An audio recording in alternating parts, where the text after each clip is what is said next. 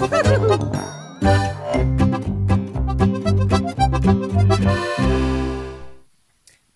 euch, ich bin die Barbara vom B-Comedy und ich darf euch eigentlich gerne einen Witz verzeihen, aber leider vergesse ich immer die Pointe wegen der Stilldemenz, aber einen Witz kann ich euch verzeihen, den haben meine Kinder mir gesagt, und zwar ist es der Sekundenwitz.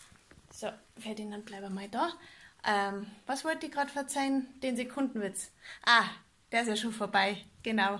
Pfiat euch und bleibt daheim und gesund. Servus, da ist die Anja. Ich sende auch live von mir zu Hause aus der Quarantäne und wollte euch einmal meinen Lieblingswitz erzählen. Und zwar geht die Oma zu ihrem Enkelsohn und sagt, ja, jetzt hör mal zu, was soll ich jetzt eigentlich deiner neuen Freundin zum Essen kochen, wenn's das nächste Mal kommt?